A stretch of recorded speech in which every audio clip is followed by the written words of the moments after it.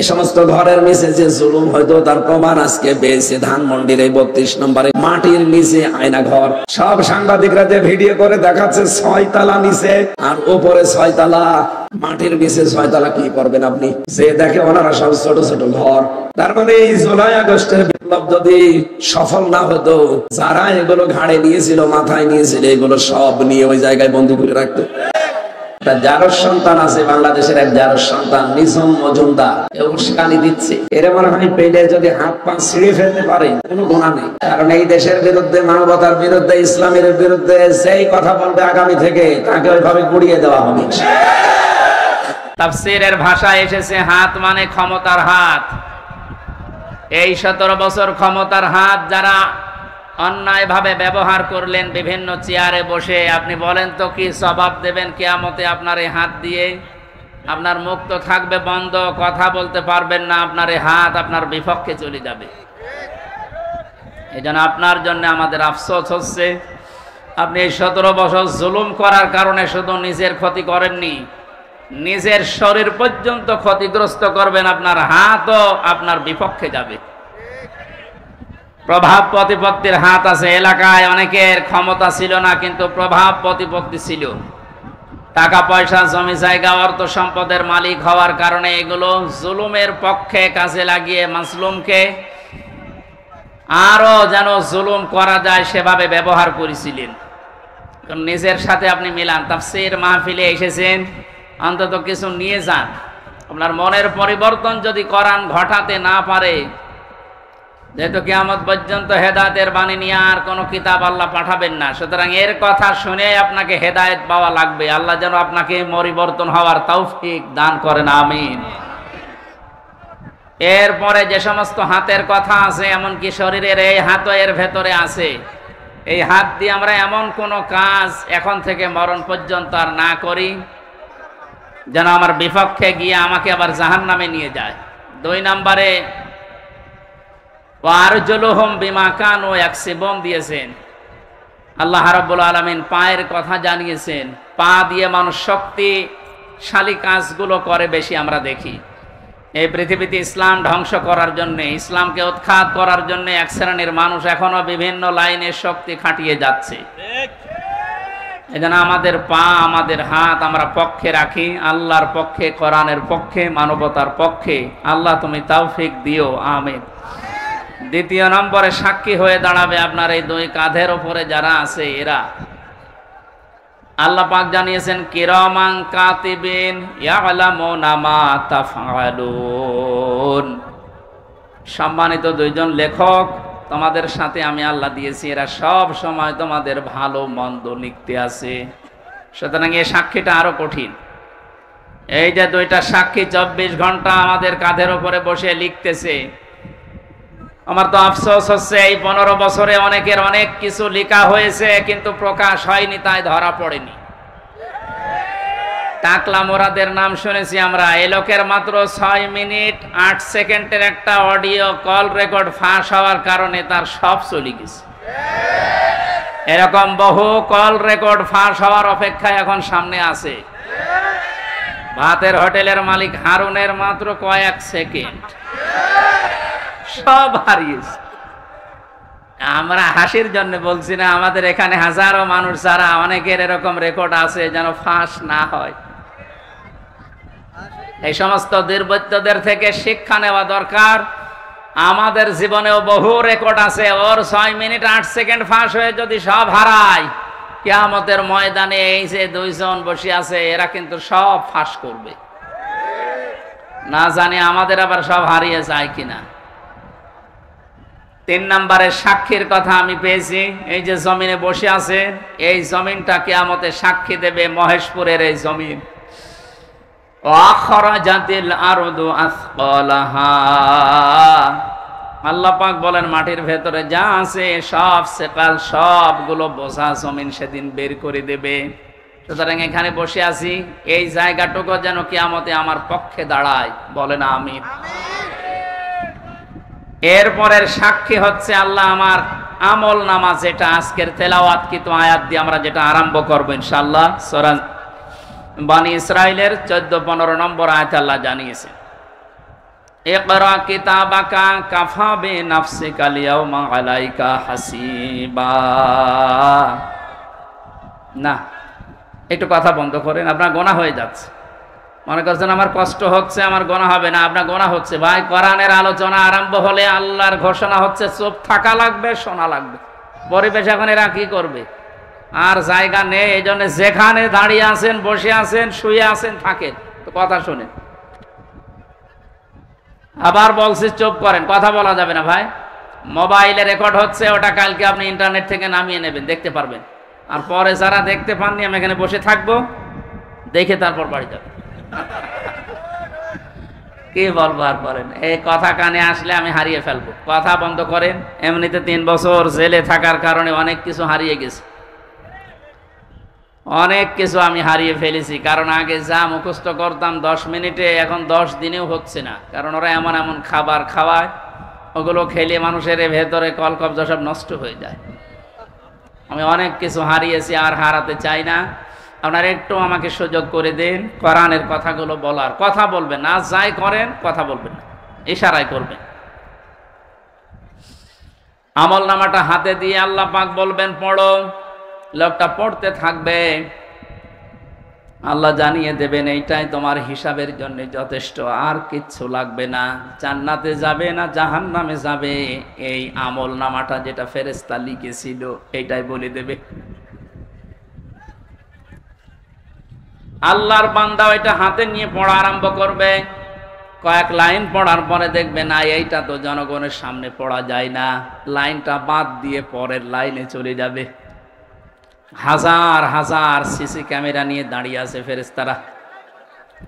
আমি জেলখানায় থাকতে বিশেষ করে আমার আর মামুনুল হক হাফিজাহুল্লাহ, এই 2 জনের ব্যাপারে আলাদা কড়াকড়ি দিয়ে ওরা ক্যামেরা লাগিয়ে দিয়েছিল, যেন কেউ কথা বললে ওইটা ওরা অফিস থেকে দেখতে পারে যে কি কথা বলছে। অথচ আমাদের যে মামলা, আমার তো ছেড়ে রাখার দরকার ছিল জেলখানার ভেতরে। এই ঠনকো মামলা দিয়ে এত কঠিন কঠিন অবস্থায় নিয়ে গেছে, মানুষ এমনি টেনশনেই হাফ হয়ে যাওয়ার কথা। ফাঁসির কন্ডেম সেলের ভেতর ওরা রেখেছিল আমারে। আমারে রাখার দরকার ছিল তো ওয়ার্ডে, যেখানে 70-80 জন মানুষ থাকে, যে এখানে সারাদিন থাকেন, গল্প করেন, নামাজ পড়ান, কোরআনের কথা বলেন, মাগরিবের পরে আপনারে ঘরে তালা লাগিয়ে দেব। 24 ঘন্টা এদিকে 2.5 হাত, এদিকে 3.5 হাত তালা লাগিয়ে দিত, থাক, কোনো যোগাযোগ নেই, যোগাযোগ বিচ্ছিন্ন। এই কঠিন অবস্থায় রাখার কারণে আমি বাস্তবতা একটা জিনিস টের পেয়েছি। কিয়ামতের ময়দানের এই যে আল্লাহ আমল নামাটা হাতে দিয়ে পড়বে, যখন পড়, এই লাইনটা আসলে যারা এই জুলুমের সাথে সম্পৃক্ত ছিল, ওই জুলুমের কথাটা ওরা পড়তে চাবে না। কোন লজ্জায় পড়বে, হাজার হাজার মানুষ তার সামনে থাকবে। আল্লাহর ফেরেশতারা ডাক দিয়ে বলবে না, আজকে আর ফাঁকি দেওয়ার কোনো রাস্তা নেই। কত ক্যামেরা সামনে, সব ফেরেশতারা দেখছে, পড়ো, এই লাইনটাও পড়ো। বিনা কারণে মানুষকে কেন কষ্ট দিয়েছিলে এইটা পড়ে শোনাও। যারা কষ্ট দিলেন এই 17 বছর, হাজার হাজার লক্ষ লক্ষ মানুষকে, আপনার বিবেকের কাছে বলেন তো, আপনি কি পড়তে পারবেন কিয়ামতে ওই লাইন? পারবেন না। এই জন্য তওবা করার সময় যেহেতু এখনো শেষ হয়নি, পশ্চিম দিকে এখনো সূর্য ওঠেনি, আপনি এখনো তওবা করতে পারেন যদি আল্লাহ কবুল করেন। কিন্তু দুঃখজনক হলো সত্য, একটা ভয়ঙ্কর তথ্য, আল্লাহু লা ইয়াহদিল কওমাজ জালিমিন, জালেমদেরকে আল্লাহ হেদায়েত দেয় না। আপনার কপালে যে কি আছে, নিজের কপালে আপনি নিজে কোড়াল মেরেছিলেন। যেন আপনার জন্য এখন আমরা যারা মুসলিম, আমাদের আফসোস হচ্ছে যে আপনি কি করলেন, দুনিয়াও শেষ করে দিলেন, আপনার আখিরাতটা ধ্বংস অলরেডি হয়ে গেছে।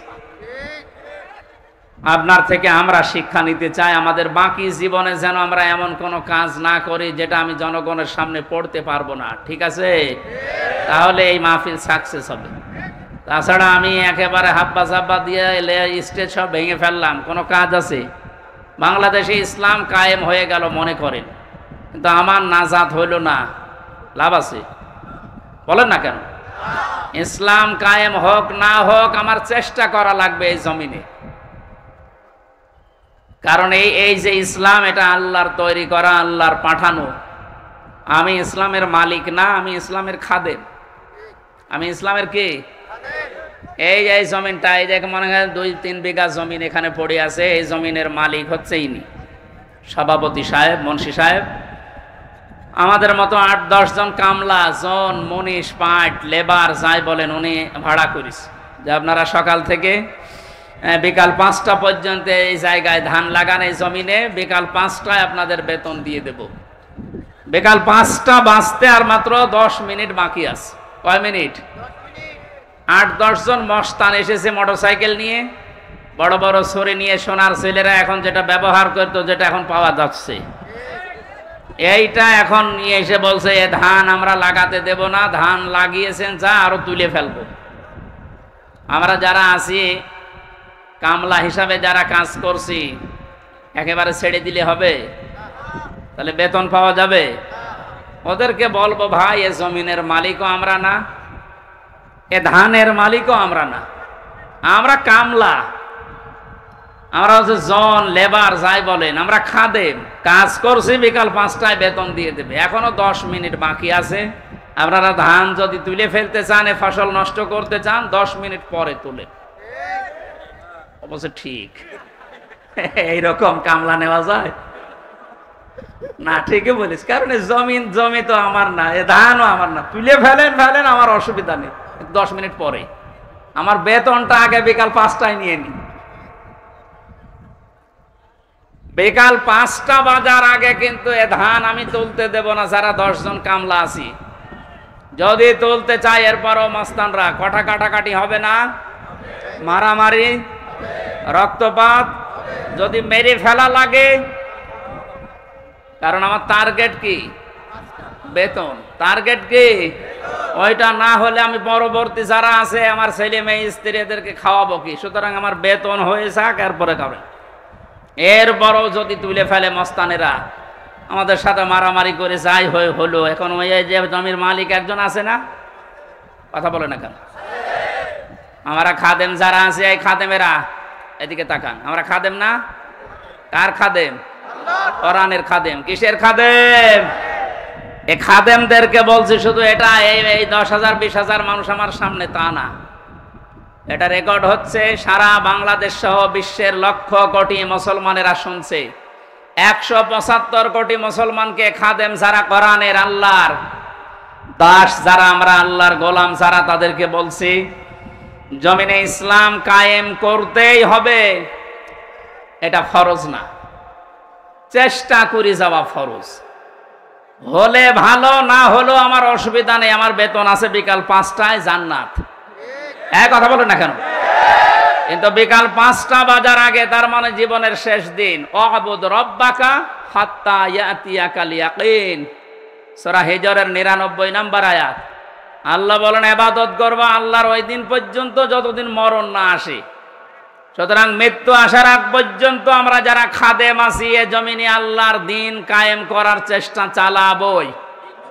বাধা যদি কেউ দিতে আসে, তর্কাতর্কি হবে, এতদিন সেটা হয়েছে, হাতাহাতি হবে, এতদিন যেটা হয়েছে, রক্তপাত হবে, এতদিন যেটা হয়েছে, ফাইনাল এখন শুরু হবে মেরে ফেলা লাগলে মেরে ফেলবো। এখন আর সাহস কেউ করবে না, এখন আর সাহস করবে না। এই জন্য তো দাড়ি কেটে পালাচ্ছিল। ইতিহাস তৈরি করে গেল লোকটা। তাহলে বোঝা যাচ্ছে এই দাড়ি, এটা মেকি দাড়ি, মানুষকে ধোকা দিয়ে বোকা বানিয়ে কোটি কোটি টাকার মালিক হয়েছে এই দাড়ি দেখিয়ে। নাম দিয়েছে কি? দরবেশ বাবা। এই যদি হয় দরবেশের অবস্থা, বাকি যেগুলোর ক্লিন সেফ, ওদের চরিত্র কি? আমির হোসেন আমন, আমি একটা লোকের ভিডিও দেখলাম, এর চরিত্র এত নিচে নেমেছে আমি এতদিন জানতাম না। সে নাউযুবিল্লাহি মিন যালিক। এদের সর্বোচ্চ নেতার যদি এই অবস্থা হয়, বাকিগুলো যে কোথায় যে টাল হয়ে পড়িয়াস, আল্লাহ ছাড়া আর কেউ জানে। কয়েকজনের একটু ফাঁস হয় বলে আমরা জানি, ওদের প্রত্যেকের চরিত্র এরকম। বহু মানুষের সাথে মিশে দেখেছি এইটা। একবার চট্টগ্রাম থেকে আসার সময় এক বাসের ড্রাইভার পেছনে বসেছিলাম, বলছিল এই কথা যে কি বলবো, কিছু বলতেও পারি না, সইতেও পারি না। মাঝে মাঝে যখন বাস চালিয়ে যায় মনে করি ওই রকম কিছু পেলে চাপা আগে ওইটা দেব। কত রাগ একটা মানুষের তৈরি হলে এ কাজ করতে পারে বলেন তো? যদিও হত্যার পক্ষে আমি না, কিন্তু ঝিনাইদহ শহরে একজনের লাশ দেখলাম টাঙিয়ে জুতা দিয়ে পিটাচ্ছে। একটা মানুষকে কত ঘৃণা করলে এ লাশ টাঙিয়ে, তাও উলঙ্গ করে টাঙিয়ে রেখেছে। এরপরও আপনার লজ্জা হয় না? এরপরও সাপোর্ট করেন জালেমদের। আপনার তো বিবেক মরে গেছে। এতক্ষণ মাওলানা হুসাইন আহমেদ অনেক কথা বলেছে, সর্বশেষ কথা ছিল আয়না ঘর নিয়ে। এই কথা শুনলে অনেকে মনে করছে আয়না ঘর মানে চারিদিকে আয়না দেওয়া। কোনো আয়না নেই, কোনো আয়না নেই। আমি তো রিমান্ডে 10 দিন ছিলাম, কোনো আয়না নেই। যে অবস্থা তৈরি করেছেন আপনি, এর সাথে জড়িত যারা প্রধান থেকে শুরু করে নিম্ন পর্যন্ত, একটাকেও ক্ষমা করার মতো না। কারণ এরা ক্ষমার অযোগ্য হয়ে গেছে। ক্ষমা পাওয়ার জন্য যে যোগ্যতা দরকার এদের ভেতরে সেটা নেই। সুতরাং যারা বলছেন এদেরকে ক্ষমা করে দিলে হয় না, না, কিসের ক্ষমা? আপনি ব্যারিস্টার আরমান, যিনি তার স্ত্রী 8-9 বছর পর্যন্ত অপেক্ষায় ছিল, উনি আজকে একটা ভিডিও বার্তা পাঠিয়েছে যে আমি আশা ছেড়ে দিয়েছিলাম যে আমার পরিবারস্থ লোক মনে হয় আমি আর দেখতে পারবো না, কিন্তু আমার পরিবারের লোক আমার আশা ছাড়েনি। আপনি এই দৃশ্যটা একটু সামনে নিয়ে নিজের সাথে মিলান তো। আপনার জীবনেও কোনোদিন জালেমদের ক্ষমা করতে মনে চাইবে? কখনো চাইবে না। মানে বাস্তবতা টের পাচ্ছেন না। তাই 5 দিন 7 দিন 10 দিনে আপনার অবস্থা এরকম হয়ে গেছে। 8 বছর 10 বছর 12 বছর 14 বছর একজনকে মাটির নিচে এক ঘরের ভেতরে পচা খাবার দিয়ে আটকিয়ে রেখেছেন। আপনার বিবেক বলে কিছু আছে? আপনি জানোয়ার চাই তো খারাপ। মনে করলাম তাফসীর করবো কি করে? দৃশ্যগুলো সব এখন চোখের সামনে ভাসতেছে।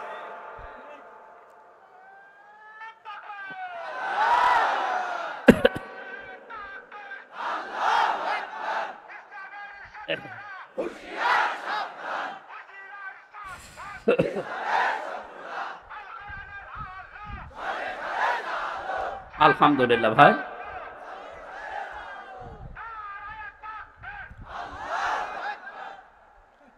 আমার ভাইরা, কোরআনে কারিমে আল্লাহ পাক জানিয়েছেন মায়াশফা শাফাআতান হাসানাতান ইয়াকুল্লাহু নাসীবুম মিনহা ওয়া মায়াশফা শাফাআতান সাজ্জিয়াতান ইয়াকুল্লাহু কিফলুম মিনহা ওয়া কানা আল্লাহু আলা কুল্লি শাইইন মুকিতা।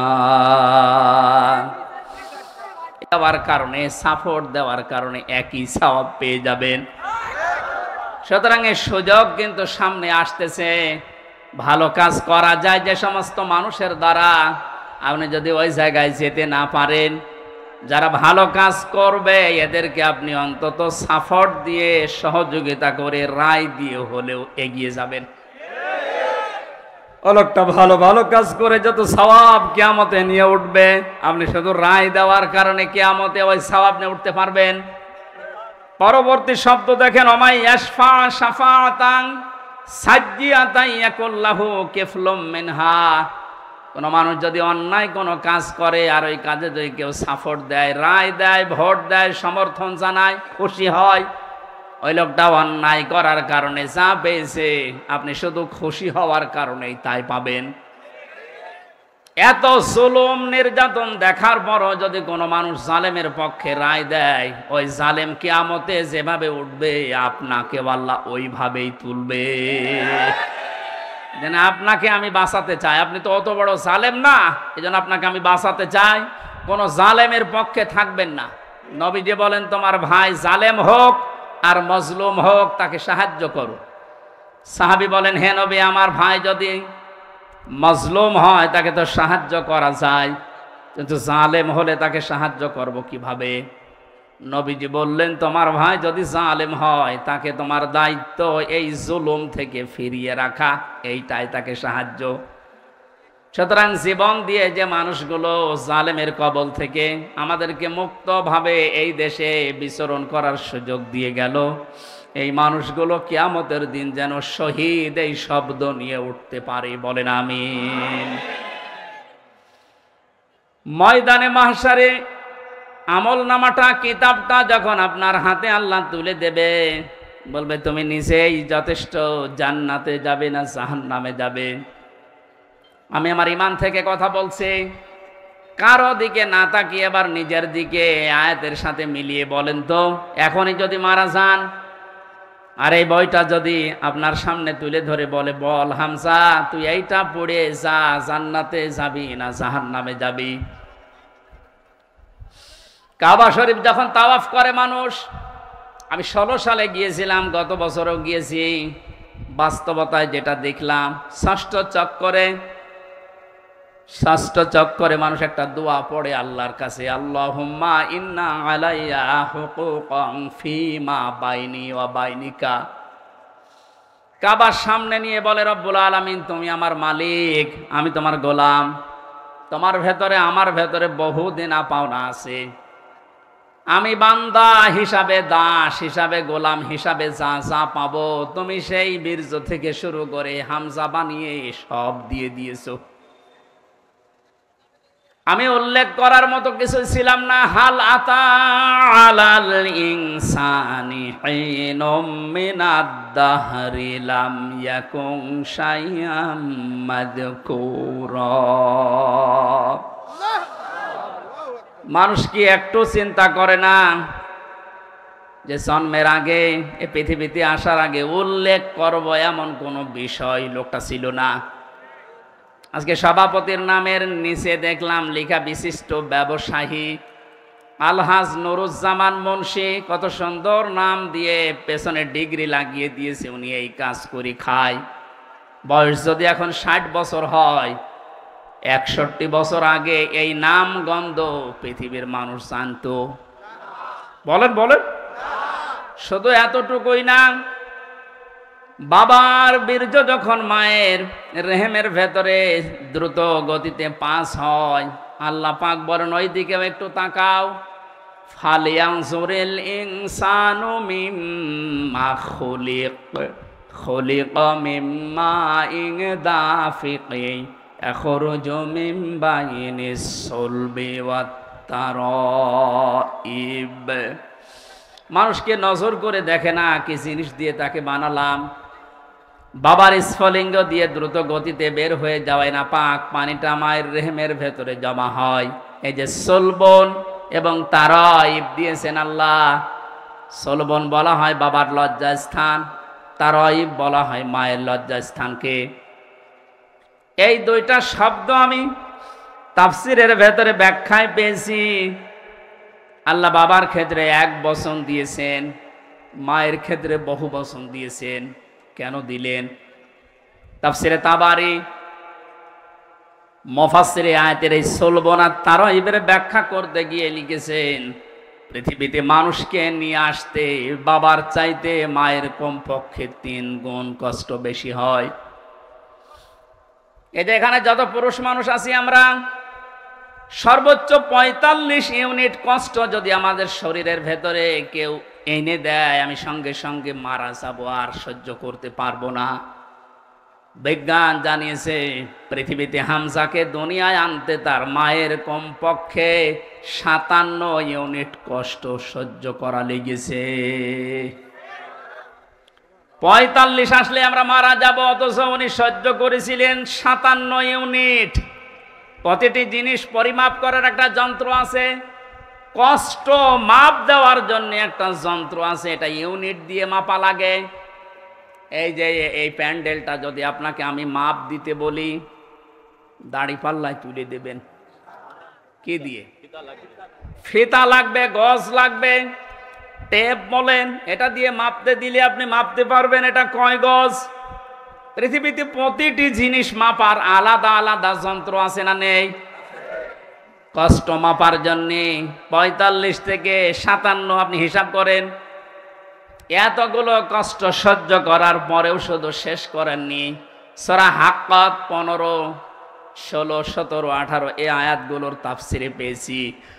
হামালাতুহু উম্মুহু কুরহা ওয়া ওয়াদাআতুহু কুরহা ওয়া হামলুহু ওয়া ফিসালুহু 30 শাহরা ইলা আখিরি আয়া।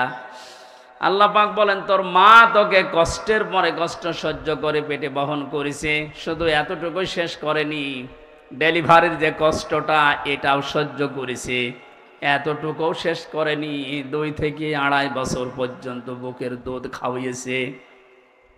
কোন মানুষ যদি এই পৃথিবীতে বলে মায়ের কষ্ট ঋণ আমি শোধ করে দেব, বিশ্বনবী জানিয়েছেন জন্মের পরে যে 1 ফোঁটা দুধ তোমার মুখে মা দিয়েছিল ওই ঋণটাও কিয়ামত পর্যন্ত শোধ হবে না।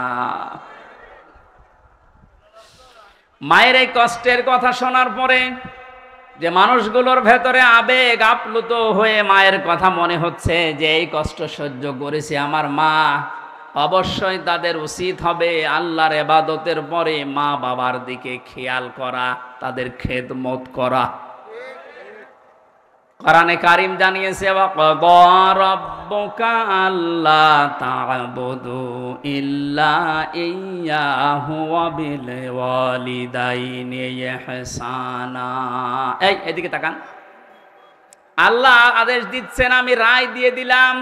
রায় দিচ্ছেন কে? আমি রায় দিয়ে দিলাম, লিখে দিলাম। এই যে কযা মানে ফয়সালা করে দেওয়া, রায় দেওয়া, লিখে দেওয়া, সিদ্ধান্ত জানানো। আমি আল্লাহ সিদ্ধান্ত নিয়েই ফেলেছি, রায় দিয়ে দিয়েছি যে আমার ইবাদতের পরে আর কারো ইবাদত করা যাবে না, আর মা বাবার খেদমত করা লাগবে, তাদের পেছনে খরচ করা লাগবে। মহেশপুরবাসী এখানে একটা শিক্ষা পেয়েছি আমি, আল্লাহর ইবাদত করা, আল্লাহর আইন মানা নফল না ফরজ? আরো জোরে বলেন। মা বাবার আইন মানা,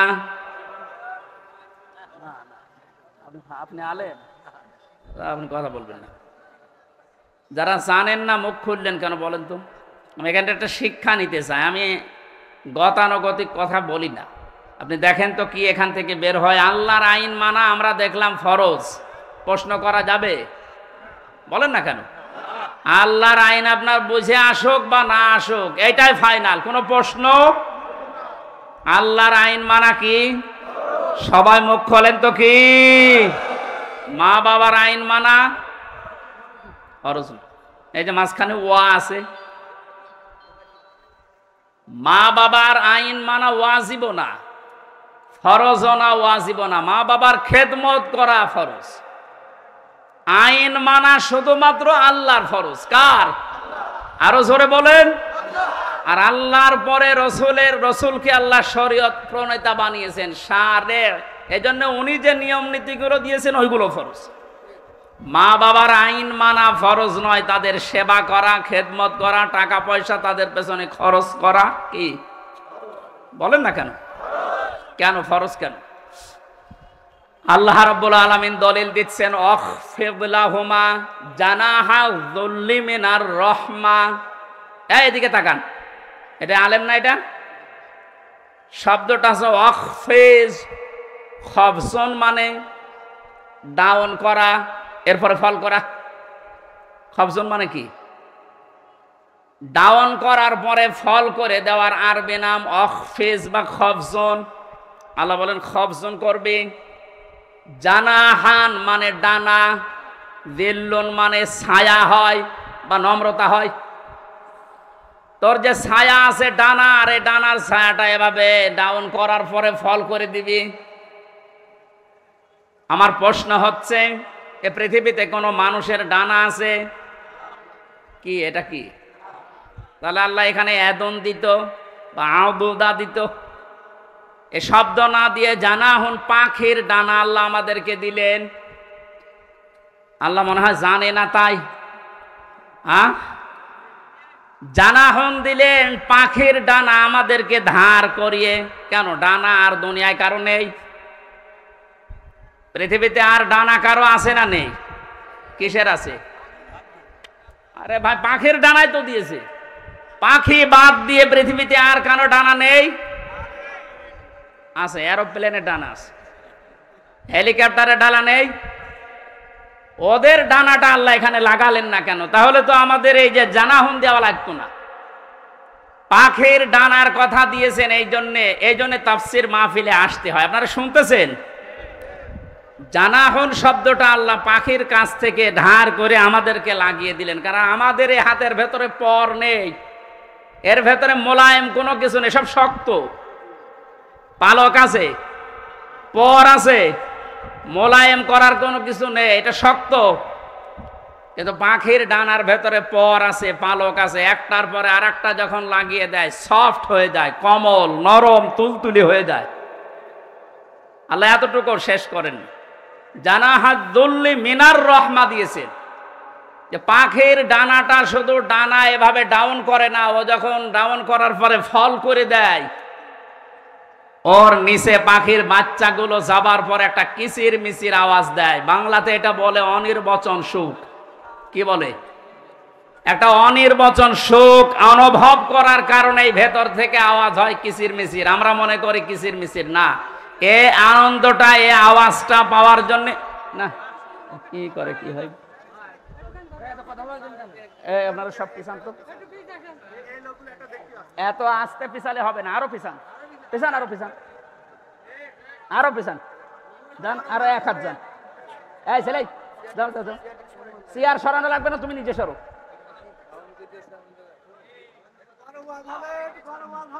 কথা বোঝার কোন ই নেই। তাফসীরুল কোরআন মাহফিলে আমি আর কি করছি? কথা বোঝার চেষ্টা করেন ভাই। আল্লাহ রাব্বুল আলামিন পাখির ডানাটা এই জন্যই দিয়েছেন মানুষকে বোঝাতে, পৃথিবীর বান্দা বান্দিরা, তোমার মার বাবা যখন শেষ বয়সে চলে যাবে, তারা যেন তোমার এই পাখির ডানার মতো হাতের যে ছায়া, এর নিচে পড়ার পরে যেন একটা আনন্দ অনুভব করে, যে আমার হামজা থাকতে অন্তত আমার আর কোনো চিন্তা নেই। মহেশপুরবাসী কত আলেম এখানে বসে আছে, হাজারো মানুষ আমরা, বলেন তো আমাদের মা আর বাবা এখন শেষ বয়সে এসে এইটা বলার মতো স্কোপ পাচ্ছে না? পাচ্ছে না। আল্লাহ রাব্বুল আলামিন মায়ের কথা 3 বার দেওয়ার জন্য তারাইব বহুবচন দিলেন, আর বাবার কথা 1 বার দিয়েছেন। আমি যেটা পর্যন্ত এটা নিয়ে এসেছিলাম, নেই থেকে শুরু করে এ পর্যন্ত যিনি নিয়ে আসলেন, কারো সাহায্য যার লাগেনি। মার বাবার এই যে স্ফলিঙ্গ দিয়ে নাপাক পানিটা দিয়ে তাফসিরে পড়েছি, আল্লাহ 8টা জিনিস বানিয়েছিলেন: রক্ত, গোশত, চর্বি আর চামড়া, চুল, রগ, হাড় আর পর্দা। 8টা জিনিস যখন মায়ের রেহেমের ভেতরে এক হয়ে যায়, আল্লাহ পাক তখন ফেরেশতাদেরকে বলে, আমি আল্লাহ আমার রব নামের কারণে 5টা জিনিস একে দান করব। ওয়াজআলা লাকুমুস সামআ ওয়াল আবসারা ওয়াল আফইদা ইলা আখিরিল আয়া। সূরা নাহলের 78 নম্বর আয়াতের মাঝের অংশে আল্লাহ জানিয়েছেন, শ্রবণ শক্তি, দর্শন শক্তি, বাক শক্তি, আকেল শক্তি আর ঘ্রাণ শক্তি, এই 5টা আমি আল্লাহ নিজে তাকে দান করেছি। একটাও যদি কম দিতাম, দুনিয়ায় আসতো ওই লোকটা কিন্তু অপূর্ণাঙ্গ হয়ে। এখানে অনেকাংশ মানুষ, আমরা সব পূর্ণাঙ্গ মানুষ, কয়েকজন হয়তো আছে বিকলাঙ্গ, অন্ধ, ন্যাংড়া, কিন্তু হাজারো মানুষ আমরা সব পূর্ণাঙ্গ মানুষ। আল্লাহ নিজের পক্ষ থেকে একটাও যদি কম দিত, তো কি অবস্থা হয়তো সারা জীবন, আপনি ভাবেন। আল্লাহ পাক এই জন্যই জানিয়েছেন, হে পৃথিবীর মানুষেরা,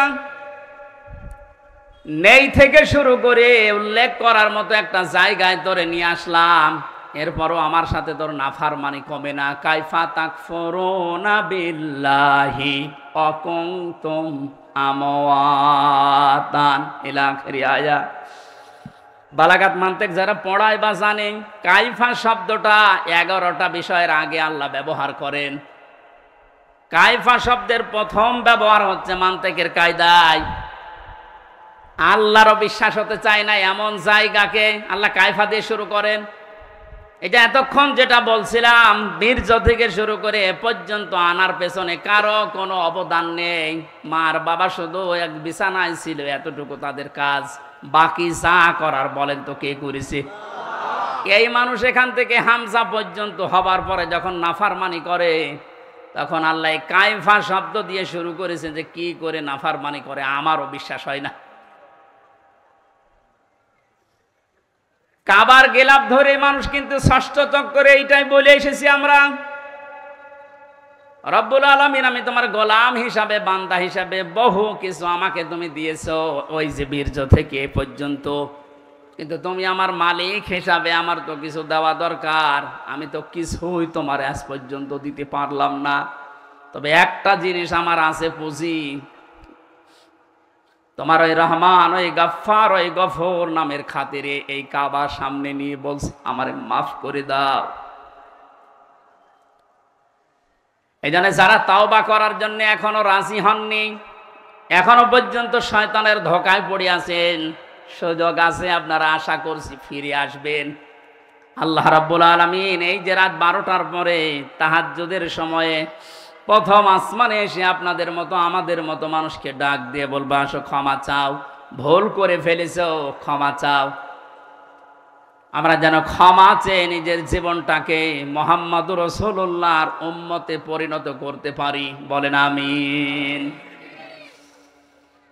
মহেশপুরবাসী বান্দা যখন এটা পড়তে পড়তে কিছুক্ষণ যাবার পরে দেখবে না লজ্জা লাগে, পড়ার মতো না, আল্লাহ পাক বলবেন না পড়া লাগবে। আমার তো ওই দিবসের কথা মনে হয়ে এখন আফসোস হচ্ছে, আল্লাহ আমি কি সত্যিই পড়তে পারবো? আমার এই 24 সালের এটা আগস্ট মাস, যদি আল্লাহ বলে প্রথম তারিখ পর্যন্ত তোরে মাফ করে দিলাম, চা তোর কোনো হিসাব নেই, শুধুমাত্র এই যে 17 তারিখ আজকে, এই 17 দিনের হিসাব দিয়ে জান্নাতে চলে যা। যত মানুষ এখানে আপনারা আছেন বুকে হাত দিয়ে বলেন তো 17 দিনের হিসাব এখনো জোগাড় করা সম্ভব হয়নি। অথচ যে হাদিস পড়েছিলাম নবীজি বলেন মা তাজালু কদামা বানি আদম আবদি ইয়াউমাল কিয়ামাতি হাত্তা ইসালান খামসিন, কিয়ামতের এই কঠিন ময়দানে প্রতিটি মানুষকে আল্লাহ তার নিজের সামনে দাঁড় করাবেন, প্রত্যেককেই 5টা করে প্রশ্নের উত্তর জিজ্ঞাসা করবে। 5টা প্রশ্নের সঠিক জবাব দেওয়া ছাড়া কেউ সামনেও যেতে পারবে না, পেছনেও যেতে পারবে না, জায়গায় দাঁড়িয়ে থাকবে। শুধু মাইক ফাটিয়ে টেবিল ফাটিয়ে ফেলেন না, নিজের সাথে মেলান তো। জালেমদের কথা তো বাদই দিলাম, আমরা যারা মজলুম আছি তারা নিজেদের দিকে এই 5টা বিষয় একটু মিলাই। গোজামিল দিয়ে উত্তর দিলে হবে না, নকল করে গোপালগঞ্জের মতো পাশ করে চাকরি পেলে হচ্ছে না। আমরা A+ পাওয়ার পরও আমাদেরকে দেয় না, আর ওরা 2.5 পেয়ে চাকরি পেয়ে যাচ্ছে। কত দুর্নীতি হয়েছে আপনি এবার টের পাচ্ছেন। বাস্তবতায় মিলিয়েছেন আপনি একবারও যে এই লোকটা নিজে আল্লাহর সামনে দাঁড়িয়ে আছে? আপনি নিজে মনে করেন দাঁড়িয়ে যখন আছে, আল্লাহ জিজ্ঞাসা করছেন আওনান উমরিহি ফিমা আফনা, হামজা বলো তো দেখি, একটা জীবন দিয়েছিলাম 60 বছরের, এই 60 বছরে কি করলে, জবাব সঠিকটা দাও। 2 নম্বরের বিষয় আল্লাহ দিয়েছেন যুবকদের বিষয়, এবং সাবাবিহি ফিমা আবলা, একটা যৌবনকাল দিয়েছিলাম 15 থেকে শুরু করে 45 বছরে, যে বিশাল একটা যৌবনকাল, এটা কোন কোন কাজে লাগিয়েছে বলো। আর যেহেতু যুবকদের কারণে এ দেশটা স্বাধীন হয়ে গেল, এই যুবকগুলো নাই পার পেয়ে যাচ্ছে। আমরা যারা যুবক আছি এ স্বাধীন দেশে এখনো পর্যন্ত পরিবর্তন হচ্ছে না, কি জবাব দেব বলেন? আমার কিন্তু 60 বছরের ভেতরে যৌবনকালটা ছিল। আল্লাহ আলাদা করে যৌবনকালের কথা নবীজি বললেন কেন? এই কারণে জানিয়েছে, কারণ যুবকদের দ্বারাই সব কিছু পরিবর্ধন করা সম্ভব, যেটা আমরা দেখতে পেলাম। এই যুবকদেরকে আমি আজকে এই মাহফিলে আহ্বান জানাই, শুধু এইটাই না, যেহেতু পরিবর্তন হওয়া আরম্ভ হয়েছে, সংস্কার হওয়া শুরু হয়ে গেছে, আগামীর বাংলাদেশকে ইসলামের হাতে তুলে দিয়ে আপনারা ক্ষান্ত হবেন। যুবকরা যদি ইচ্ছা করে এটা করা সম্ভব কিনা বলেন তো?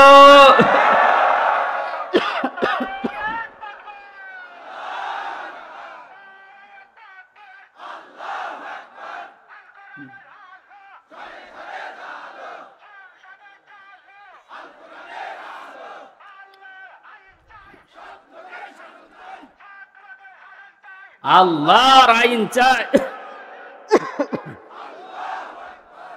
আলহামদুলিল্লাহ, তাকবীর যেন আল্লাহ কবুল করেন এবং বাংলাদেশ চোখে যেন দেখান, বলেন আমিন।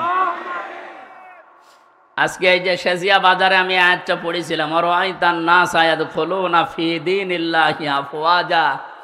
হে নবী, আপনি যখন দেখবেন যে আল্লাহর সাহায্য এসে গেছে, তখন তো বিজয় হবে।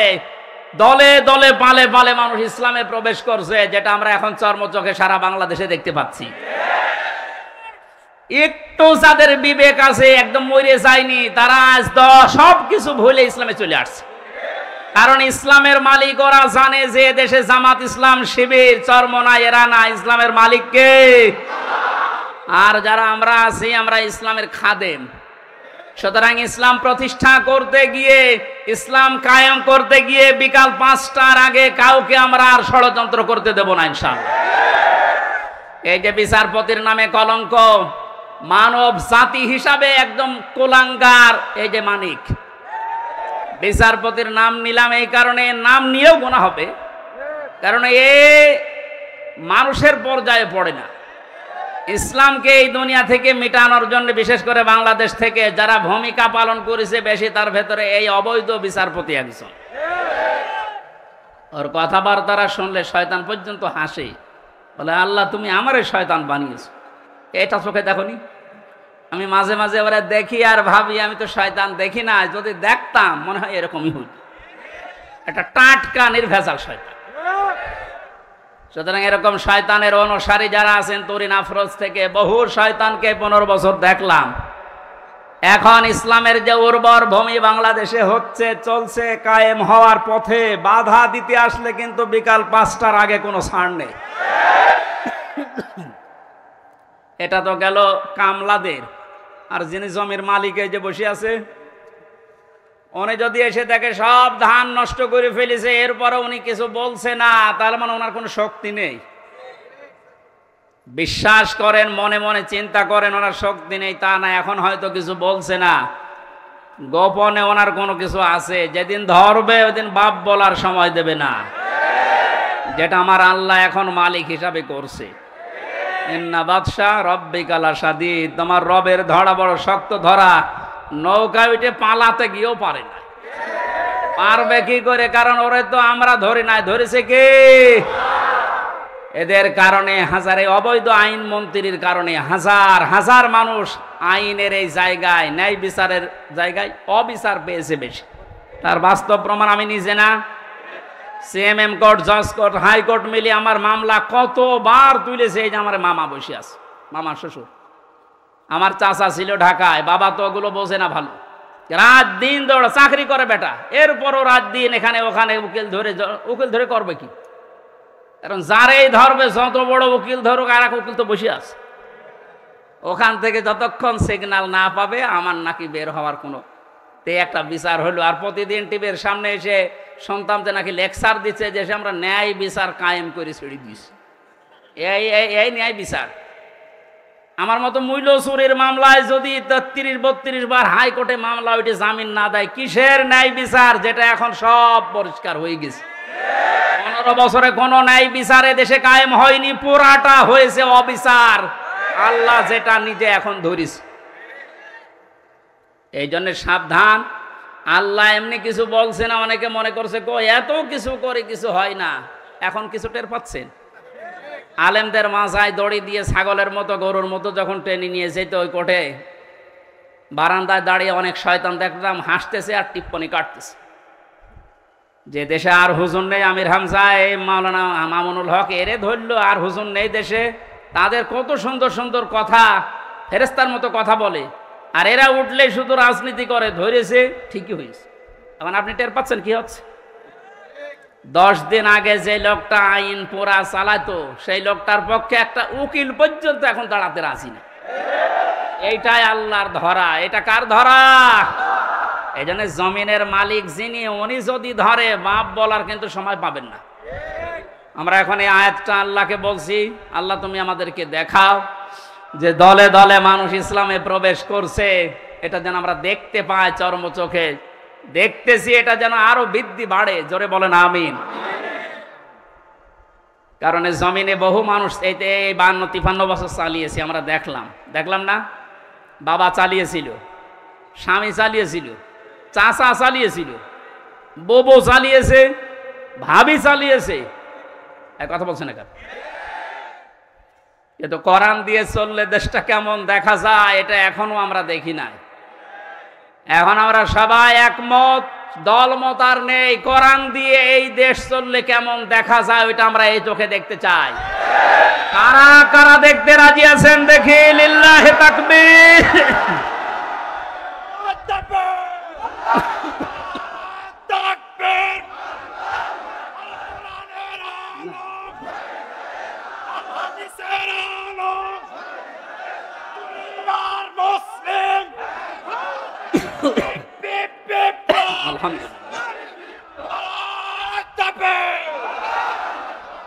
এই জন্য কোরআনের খাদেম আমরা যারা এখানে বসে আছি আমাদের কোনো টেনশন নেই। কায়েম হলেও এদেশে ভালো, না হলেও আমার কোনো লস নেই। আমার বেতন আছে বিকাল 5টায়, তার নাম জান্নাত, ওটা আল্লাহ আমাকে দেবেই।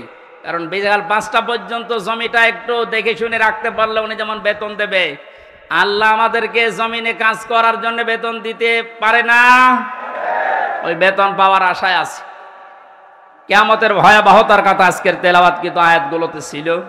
যেহেতু আমরা বলেছিলাম 1 ঘন্টা, এই জন্য খুব তাড়াতাড়ি করছি, সামারাইজ করছি। আল্লাহ রাব্বুল আলামিন সূরা হাক্কাত 52টা আয়াত দিয়েছেন।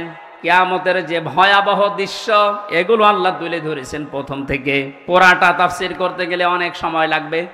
সামনে আরো 2টা মাহফিলে এলাকায় আছে, আমরা ওখানে ধারাবাহিকভাবে বলবো ইনশাআল্লাহ। আজকে খুব কম সময় নিচ্ছি। হাক্কাতের 19 থেকে শুরু করে যতটুকু পারা যায়। আল্লাহ রাব্বুল আলামিন বলেন, ফাআম্মা মান উতিয়া কিতাবাহু বিয়ামিনিহি ফায়াকুলু হাউমুকরাউ কিতাবিয়া। কিছু তথ্য আছে, নতুন আলেমরা যারা, জ্ঞানী মানুষ যারা, ভালো করে শুনবেন। আল্লাহ পাক বলেন কিয়ামতের কঠিন ময়দানে যেদিন বিচার শুরু হবে, ফাকাইফা তাত্তাকুনা ইন কাফারতুম ইয়াওমা ইয়াজালুল ওয়িলদানা শিবা। এত কঠিন ভয়ঙ্কর জালজালা অবস্থা তৈরি করব, যুবক মানুষ বুড়ো হয়ে যাবে। ও বাংলার মুসলমানেরা, 8টা বছর যে লোক আজকে দেখতে পেলাম, এই যে ব্যারিস্টার আরমান, যুবক বয়সের যে ছবি, 8 বছরে তার অবস্থান কোথায় গিয়ে দাঁড়িয়েছে আপনি তাকান। তা তো 8টা বছর জুলুমের স্টিম রোলার চলার কারণে তার অবস্থা এখন এই। অথচ আল্লাহ জানিয়েছেন কিয়ামতে এমন ভয়াবহ অবস্থা তৈরি করব, দৃশ্য দেখেই মানুষ সঙ্গে সঙ্গে, যুবক মানুষ বুড়ো হয়ে যাবে। ওনার বুড়ো হতে সময় লেগেছে 8 বছর, কিয়ামতে আমার বুড়ো হতে সময় লাগবে কয়দিন? মুহূর্তের ভেতরে চোখের পলক পড়তে বুড়ো হয়ে যাবে মানুষ, যুবক মানুষ। কি অবস্থা হবে এবার ভাবেন। ইয়াউমা ইয়াফিরুল মারউ মিন আখি, প্রথমেই পালাবে মানুষ দেখলেই তার আপন ভাই থেকে। ওয়া উম্মিহি ওয়া আবি, তার মায়ের কাছ থেকে, বাবার কাছ থেকে। ওয়া ফাসিলাতিহি আল্লাতী তুবি, আল্লাহ পাক বলেন তার জ্ঞাতি গোষ্ঠী, তাকে যারা আশ্রয় দিত, এই মানুষগুলো পালাতে থাকবে। ও দুনিয়ার মানুষেরা, পৃথিবীতে আমরা বিপদে পড়লে, হামলা মামলার শিকার হলে আগে ভাই আগিয়ে আসে, বাবা আসে, বংশের লোক আসে, জ্ঞাতি গোষ্ঠী যে দল করি ওই দলের লোক আসে। আল্লাহ পয়েন্ট আকারে ওগুলো আগে দিয়েছেন যে এইগুলো আগে পালাবে। একটা বারের জন্য আপনার বিবেকে নাড়া দেয় না যে এইগুলো যদি পালায়? যারা ধোকা দিয়ে অনেককে 15 বছর বোকা বানিয়ে রেখেছিল, পীরের নামে হাজার হাজার লক্ষ লক্ষ ভণ্ড বেরিয়ে, যে কোনো চিন্তা নেই আমরা আছি, ওরা আগে পালাবে। আমরা বিবেককে একটু রায় দেয় না যে মা যদি পালায়, বাবা যদি বলে না আমি বিয়ে করিনি, সন্তান পাবো কোথায়? আমার তো এই আয়াত পড়ার পর বিশ্বাস হয় লক্ষ কোটি পীরেরা বলবে আল্লাহ দুনিয়া আমি পীরই ছিলাম, মুরিদ পাবো কোথায়? এই জন্য কোন ভণ্ডের উপরে আশা আকাঙ্ক্ষা ভরসা না করে নিজের কাজের দিকে ভরসা করেন। আল্লাহ বলেন তোকে পড়তে দেব, পড়, ধরে আমল নামাটা পড়। ফায়াকুলু হাউ মুকরাউ কিতাবিয়া, ইন্নী জানানতু আন্নী মুলাকিন হিসাবিয়া। কিতাবটা হাতে নিয়ে পড়তে আরম্ভ করবে আর বলবে, অবশ্যই আমি এটা বিশ্বাস করে চলতাম যে আমাকে একদিন আল্লাহর দরবারে এভাবে হিসাব দেওয়া লাগবে। শুধু এই আয়াতটাই মানুষের জীবন পরিবর্তন করে দিতে পারে। কষ্ট হচ্ছে আপনাদের? আয়াতটার তাফসিরে আমি তাবারিতে পড়েছি, খলিফাতুল মুসলিমিন হযরত ওমর রাদিয়াল্লাহু তাআলা আনহু তার সন্তানটাকে একবার ভর্তি করলেন মাদ্রাসায়। হোসাইন রাদিয়াল্লাহু তাআলা আনহু ওই সময় প্রধান বিচারপতি হযরতে আলীর সন্তান। তিনিও মাদ্রাসায় পড়তে বলে কলম ফেলে দিচ্ছিলেন, বলে তুলে দাও তুলে দাও তুলে দাও। 3 বার তুলে দেওয়ার পরে প্রধান মন্ত্রীর ছেলে এজন্য একটু রাগ হয়ে গেছে, ডাক দিয়ে বলে, কলম ফেলে দিতে বলো, বারবার আমারে তুলতে বলো, আমি কি খাদেম তোমার, চাকর? হযরত হোসাইন বলে ফেলেছেন, তুমি শুধু চাকর না, তুমি চাকরের বাচ্চা, খাদেমের বাচ্চা। খাদেম বাড়িতে যে আব্বাকে বলছে, আব্বা আমি আর পড়বো না। কেন? আমাকে গালি দিয়েছে, ছোট করেছে আমার বন্ধুদের মাঝে, তুমি বিচার করো হোসাইনের। আজকে না, জমার দিন বিচার হবে। খুতবা দিচ্ছিলেন হযরত ওমর, ডাক দিয়ে বললেন, হোসাইন এখানে আসো। বলে, হ্যাঁ সামনে আসো। তুমি আমার সন্তানকে গালি দিয়েছো, খাদেমের বাচ্চা, খাদেম বলে অপমান করেছো। হযরতে হোসাইন বললেন, হ্যাঁ আমি বলেছি। তিনি বলেন, কেন বললেন? হযরতে হোসাইন ওখান থেকে দাঁড়িয়ে বলে, খলিফা বুকে হাত দিয়ে বলেন তো, আপনি কি আমার নানার খাদেম ছিলেন না? হযরত ওমরের কথা বন্ধ হয়ে গেছে, চোখের পানি ফেলে বলে, আমি তো খাদেম ছিলাম, এভাবে তো ভাবি নাই। আমি যে খাদেম ছিলাম এটা তো আমি তো জানি। তুমি কি লিখে দিতে পারবে যে আমি নবীর খাদেম ছিলাম তোমার নানার? হ্যাঁ, কাগজ নিয়ে আসেন। খেজুর পাতা নিয়ে এসেছে, লিখে দিলেন, এই ওমর আমার নানার খাদেম ছিল, আমি দেখেছি। এতে হোসাইন ইবনে আলী, সই করে দিলাম। কাগজটা হাতে নিয়ে হযরত ওমর বলেন, নবীর সাহাবীরা বিচার হয়ে গেছে। ছোট মানুষ আব্দুল্লাহ, ও তো বোঝে না, বলে, কি বিচার করলে বাবা? তুমি তো এখনো মারধর শুরু করনি। হযরত ওমর বলে, সন্তান, যে বিচার করিস এটা দুনিয়া না, মরণের পরও কাজে লাগবে। আমি ইন্নী জানানতু আন্নী মুলাকিন হিসাবিয়া, আমি বিশ্বাস করে দুনিয়ায় চলি যে আমাকে হিসাবের মুখোমুখি হওয়া লাগবে। আমি ওমর 26 বছর বয়সে মুসলমান হয়েছি, বাকি এই কয় বছর ইবাদত বন্দেগী চাই করলাম, হিসাব দিতে পারবো কিনা জানি না। মারা যাওয়ার পরে কাগজটা আমার কাফনের ভেতরে দিয়ে দিও। আল্লাহ যখন আমাকে তার সামনে তুলে ডাক দিয়ে বলবে, হিসাব দাও, জীবনে কিছুই যদি কবুল না হয়, এই কাগজটা আল্লাহকে দেখিয়ে বলবো, রব্বুল আলামিন তুমি আমার জীবনের কিছু যদি পছন্দ না করো, তোমার ভালো না লাগে, কাগজটার দিকে তাকাও, তোমার নবীর নাতি লিখে দিয়েছে আমি নবীর খাদেম ছিলাম, এ ওসিলাই হলেও তুমি আমারে মাফ করে দাও। জবাব দেওয়া, হিসাব দেওয়া কিয়ামতের ময়দান, এটা তাদের কোন পর্যায়ে ছিল? তারা কি বিশ্বাস করত হিসাবিয়া? আর আমরা কোথায় আছি?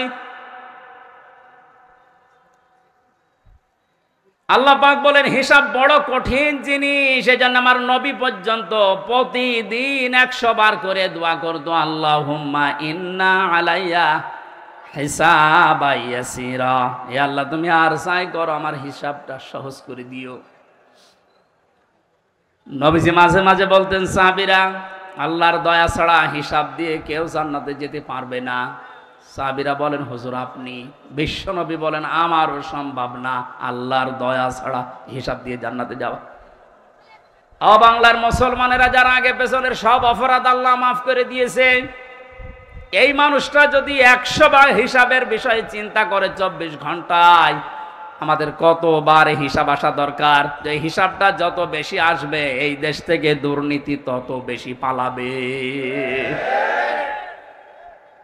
আজ এক একটা মন্ত্রী, এক একটা নেতার ঘরে যত টাকা, যত স্বর্ণ পাওয়া যাচ্ছে, এর একটাই কারণ, এরা কোনোদিন বিশ্বাস করে না যে আর একটা জায়গা আছে যেখানে হিসাব দেওয়া লাগবে। এখন যারা দায়িত্বে আছেন, পরবর্তীতে যারা আসবেন, তারা 100 ভাগ বিশ্বাস করে ওই জায়গাগুলোতে যাবেন যে আমি আর চাই করি, আমাকে কিন্তু হিসাবের মুখোমুখি হওয়া লাগবে।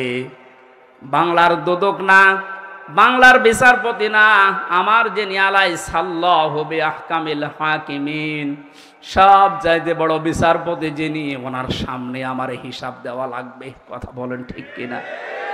আমি হামজা সহ যত মানুষ এখানে বসে আছি, প্রত্যেককেই যেন এই আয়াতটা নিজের সাথে মিলিয়ে আল্লাহ আমাদের হিসাব যেন সহজ করে দেন। বলেন আমিন। ফাওয়া ফি ঈশাতির রাদিয়া, এই লোকটাকে আল্লাহ সন্তোষজনক জীবন দান করবেন। এদিকে তাকান এবার, যে তথ্যটা বলার জন্য এতক্ষণ পর্যন্ত এদিকে ওদিকে আমি ছড়িয়েছিলাম, এইবার সে পর্যন্ত এসেছি, আলেমদেরকে বলছি ফাহুয়া ফি ঈশাতির রাদিয়া, আল্লাহ পাক বলেন তাকে সন্তোষজনক জীবন দান করব। সন্তোষজনক জীবন কি? ফি জান্নাতিন আলিয়া, সুউচ্চ মাকাম জান্নাত যেটা, ওখানে আল্লাহ তাকে পৌঁছিয়ে দেবেন। কুতুফুহা দানিয়া, যার ফলগুলো হাতের নাগালে এসে নাড়াচাড়া করবে। কুলু আশরাবু হানিয়াম বিমা আসলাফতুম ফিল আইয়ামিল খালিয়া, আল্লাহর পক্ষ থেকে ঘোষণা আসবে, খাও, পান করো, মন মতো খাও। কারণ এই খাবারগুলো তোমাদেরকে জালেমরা দুনিয়ায় খেতে দেয়নি, এরকম আরামে জালেমরা থাকতে দেয়নি। 15 বছর অনেকে এই বাংলাদেশে নিজের স্ত্রীর কাছে রাখতে পারে নাই, নিজের ঘরে মাথা দিয়ে ঘুমাবে পারে নাই। এই কথা বলে না কেন? আম বাগানে, বাঁশ বাগানে, এমনকি ধানের ক্ষেতের ভেতরে মশারি টাঙিয়ে 15 বছর কাটিয়েছে এমন মানুষ ওই দেশে আছে। আল্লাহ পাক যেন তাদেরকে হাত ধরে ধরে বলছে, কুলু ওয়াশরাবু হানিয়া বিমা আসলাফতুম ফিল আইয়ামিল খালিয়া, এতদিন যা খেতে পারোনি এখন মন মতো খাও। আমার মনে হয় সেই সময় আমাদের সামনে এসে গেছে। আল্লাহ যেন আমাদের আয়াতটা জীবনের সাথে মিলিয়ে দেন। বলেন আমিন। সন্তোষজনক এই জীবনে যাবার আগে যে বিষয়গুলো আল্লাহ সামনে নিয়ে এসেছিলেন, তার 1 নম্বরে ফাআম্মা মান সাকুলাত মাওয়াজিনুহু ফাহুয়া ফি ঈশাতির রাদিয়া, মানুষকে আল্লাহ মাপ দেবেন মিজানের পাল্লায়। কিসের পাল্লায়? জবান খোলেন। মিজান মানে না, মিজান মানে মানদণ্ড। মিজানের পাল্লায় আল্লাহ মাপ দেবেন মানে মানদণ্ড সামনে নিয়ে আসবেন। হাইকোর্টের সামনে দেখেন একটা দাড়ি পাল্লা দেওয়া আছে, এ দাড়ি পাল্লায় ওজন দেয় কি? ওটা ন্যায় বিচারের মানদণ্ড। সরকারে দেশের মানুষকে বোঝাতে চায় সারা দেশে অবিচার হতে পারে, এই হাইকোর্টে আসলে দাড়ি পাল্লার মতো ন্যায় বিচার বাবা। দুইটাই সমান না, একটাকে একটু এদিক ওদিকে আছে, একেবারে সমান সমান দেখবেন। আজকে এই ভোলটা ভাঙা লাগবে। আমার যতটুকু ধারণা, আমি লেখাপড়া করে যা পেয়েছি, এই ভোলটা যদি বাংলার জমিনে আজ ভেঙে যায়, হাজার হাজার মানুষ সঙ্গে সঙ্গে উল্টিয়ে যাবে। দেখেন তো আপনি মেলাতে পারেন কিনা। আমি প্রথমে যে উদাহরণ দিকে 2টা জিনিসের নাম বলেছিলাম, প্রতিটি জিনিস পরিমাপ করার জন্য আলাদা আলাদা জিনিস পাওয়া যায়। আমি গত 7 দিন 8 দিন ছিলাম মালয়েশিয়া, সিঙ্গাপুর, ওইদিকে থাইল্যান্ডের। ওখানে যে আলোচনার বিষয়গুলো সাবজেক্ট আকারে দিয়েছিল, তার ভেতরে এই মাওয়াজিন ছিল। বলে মাওয়াজিনের অর্থ আপনি বের করেন তো, একটা একটা করে 99টা অর্থ আমি আবিধান থেকে বের করেছি। এক একটা শব্দের ব্যাখ্যা করার জন্য আমার আলাদা আলাদা সময় দিয়েছে, কারণ ওই দেশে অনেক বড় বড় শিক্ষিত মানুষ স্টেজে থাকে, মসজিদের ভেতরে অথবা অডিটোরিয়ামে হয়। এখান থেকে আমি যেটা নিতে পেরেছি, এই যে মাওয়াজিনুহু দিলেন, মিজানের পাল্লার এই মাপটা যদি আপনি পরিষ্কার করতে না পারেন, ক্লিয়ার হতে না পারেন, আপনার অপরাধ প্রবণ জীবন থামবে না। প্রতিটি জিনিস পরিমাপ করার জন্য একটা উদাহরণ দিয়েছিলাম, এটা পরিমাপ করার জন্য ফিতা লাগে। চাউল পরিমাপ করার জন্য বাটখারা লাগে। কি লাগে বলেন? তেল পরিমাপ করার জন্য লিটার লাগে, সিসি লাগে। কেউ যদি এখন তেল মাপ করার জন্য ফিতা দেয়, মাপতে পারবে? এইটা মাপ করার জন্য দাড়ি পাল্লা দেয়, মাপতে পারবে? তাহলে প্রতিটি জিনিস মাফ করার জন্য আলাদা আলাদা যন্ত্র পাওয়া যায়। কিয়ামতে আল্লাহ ফাহুয়া ফি ঈশাতির রাদিয়া, সন্তোষজনক জীবনে আপনার পৌঁছে দেবে। এখানে যাবার আগে একটা কাজ যে করবে, মাফ। কি মাপ? মানে পরিমাপ। এই যে মিজানের পাল্লা বলছেন আপনি, মানদণ্ডে আল্লাহ মাপ দেবেন। আবার বলছে ভালো করে শুনবেন, গীবত করবেন না কিন্তু বাইরে যে। প্রতিটি জিনিস যদি পরিমাপ করার জন্য আলাদা আলাদা যন্ত্র থাকে, কিয়ামতের দিন আল্লাহ মিজানের পাল্লায় মাপ দেবে কি? আমল। আমল কি মাপ দেবে? বলেন বলেন। আমল মানে কাজ, আমল মানে আরো জোরে বলে। কাজ মাপার জন্য দাড়ি পাল্লা লাগে, ফিতা লাগে, লিটার লাগে, কি লাগে?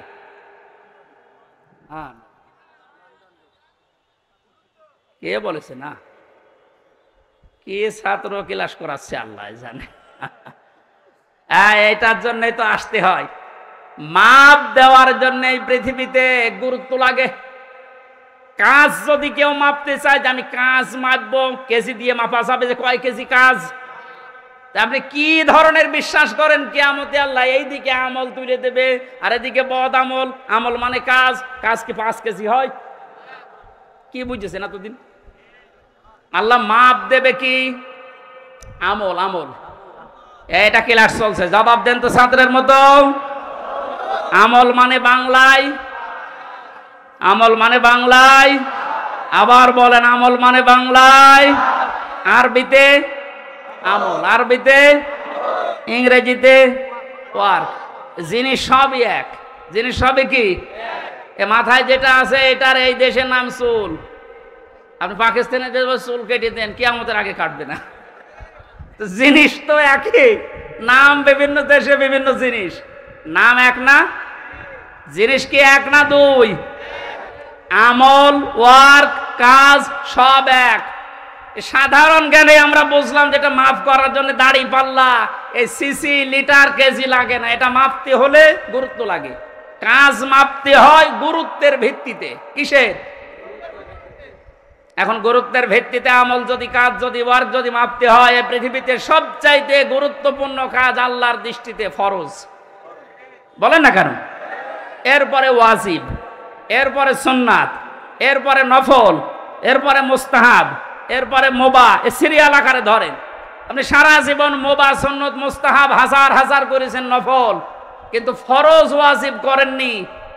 আপনার গুরুত্ব থাকবে কাজের? বলেন। এই স্টেজের গুরুত্ব কি?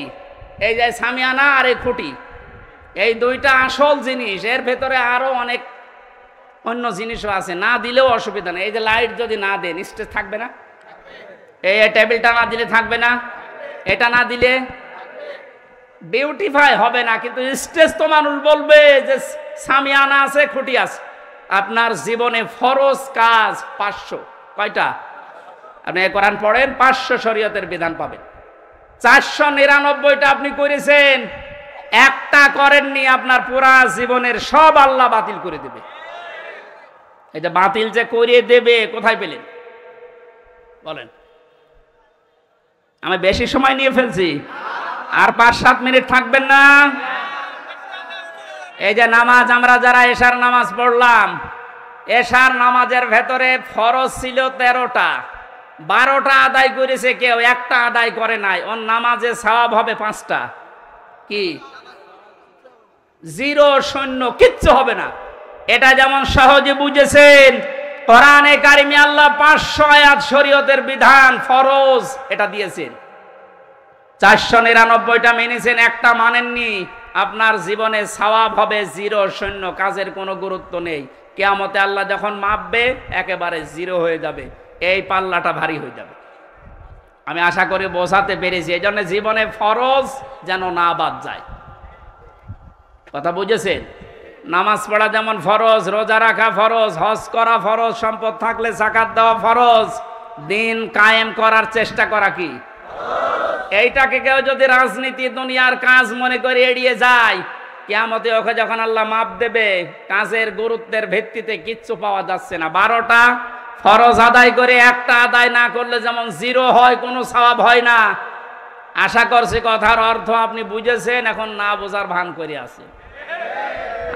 আমার মনে হয় আপনাকে ঝড়ে কোদাল দিলেও আর আপনি বসবেন না, যা বোঝার আপনি বুঝেছেন, এখন আপনি আমল করেন। এই পর্যন্ত আমরা যা পড়েছিলাম 25 নম্বর আয়াত সূরা হাক্কাতের। 26 থেকে আলোচনা হবে সামান্তা মাদ্রাসায়। কয় তারিখে যেন ওইটা? যাদবপুর বাজারে কলেজ ময়দানে, ওখানে এই 26 আয়াত থেকে শুরু করব। এই প্রচন্ড গরমে আর মানুষের চাপ আমি শেষ করে দিলাম। বারাকাল্লাহু লানা ওয়া লাকুম ফিল কোরআনিল আযীম। আল্লাহুম্মা আমিন। আমার ওই যে লিখিত বই আছে, গাড়িতে যাওয়ার সময় নিজে নিয়ে যাবেন, বাড়িতে লোকজনকে পড়তে বলবেন। রব্বানা যালামনা আনফুসানা ওয়া ইল্লাম তাগফির লানা ওয়া তারহামনা লানাকুনান্না মিনাল খাসিরিন।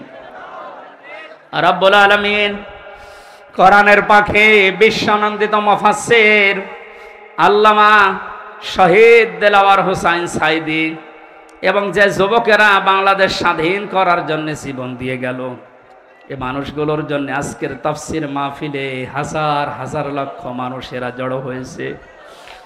কোরআন থেকে আমল নেওয়ার বিষয়ে যে কথাগুলো বলেছি, তুমি আমল করার তৌফিক আমাদের দাও। কাজ যেন আমরা ইখলাসের সাথে ভালো কাজে আঞ্জাম দিতে পারি, সেই পরিবেশ তৈরি করে দাও। এতদিন পর্যন্ত জালেমের জুলুমের শিকার হয়ে যে মানুষগুলো মজলুম অবস্থায় ছিল, আল্লাহ তুমি তাদেরকে প্রতিদান দিও, তাদেরকে ইখলাসের কারণে, ধৈর্যের কারণে মেহেরবানি করে তুমি দান করো। মাহফিলের আয়োজন করতে গিয়ে তোমার যে যুবক বান্দারা শ্রম দিয়েছে, যারা টাকা পয়সা দিয়েছে, আল্লাহ এদের টাকাগুলো ওসমানের সাথে কবুল করো।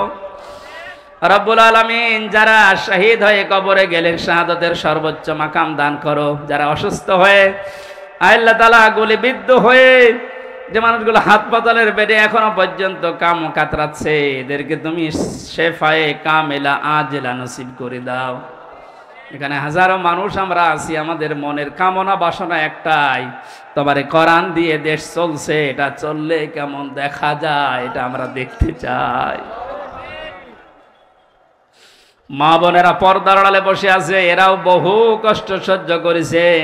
আল্লাহ মজলুম মা বোনদেরকে তুমি কবুল করো দ্বীনের জন্যে। তাদের পেটে তুমি হযরতে আয়েশার মতো, হযরতে হুসাইন হাসানের মতো সন্তান দান করো।